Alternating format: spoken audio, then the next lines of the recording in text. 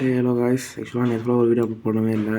ஆக்சுவலாக நான் ஒரு பிடிசி ரேட் போட்டிருந்தேன் பார்த்தீங்களா, அந்த பிடிசி ரேட் வந்து ஆக்சுவலாக ஸ்டாப் லாஸ் எடுத்துருச்சு. ஸோ என்ன காரணம்னு பார்த்தீங்கன்னா, இங்கே ஒரு நல்லா ஒரு குட் லெவல் ஆஃப் சப்போர்ட் இருக்குது. அந்த சப்போர்ட்டை பிரேக் பண்ணிட்டு இங்கே லிக்விடிட்டி எடுத்துட்டான். மார்க்கெட் வந்து இங்கே லிக்விடிட்டி எடுத்துட்டான். இங்கே லிக்விடிட்டி எடுத்துகிட்டு திரும்பவும் மேலே வந்துட்டு இந்த சப்போர்ட் ஜோனுக்கு ரீடெஸ்ட் மாதிரி ரீடெஸ்ட் கொடுத்துருக்கான். நான் அதை ஆக்சுவலாக கவனிக்கவே இல்லை. அது அப்புறமேட்டு பார்த்தப்பட்டு தான் தெரியுது. ஸோ ஆக்சுவலாக எப்பப்போலாம் மார்க்கெட்டில் ஒரு லிக்விடிட்டி ஒரு சப்போர்ட் லைன் இருக்கும், அந்த சப்போர்ட் லைனை ஒரு சப்போர்ட் லைன் இருக்கும். அந்த சப்போர்ட் லைனில் மார்க்கெட் எப்போல்லாம் கீழே போயிட்டு லிக்விடிட்டி எடுத்துகிட்டு திரும்ப மேலே வந்து இங்கே ஸ்ட்ரக்சர் இங்கே பிரேக் கொடுத்துருக்கோம். அந்த ஸ்ட்ரக்சர் பிரேக் கொடுத்துட்டு திரும்ப அந்த சப்போர்ட் லைனில் டேப் பண்ணிட்டு மேலே கன்ஃபார்ம் போகும்.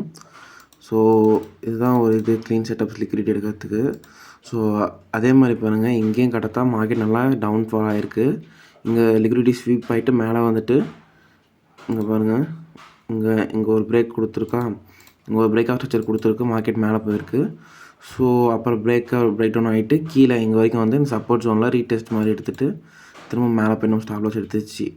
So another loss. நமக்கு ஆக்சுவலாக $68 பக்கம் $70 பக்கம் வந்துட்டு தான் இருந்துச்சு. பட் இருந்தாலும் லாஸ் ஆயிடுச்சு. சரி, ஓகே, விடுங்க, மற்ற ட்ரேட் பார்த்துக்கலாம்.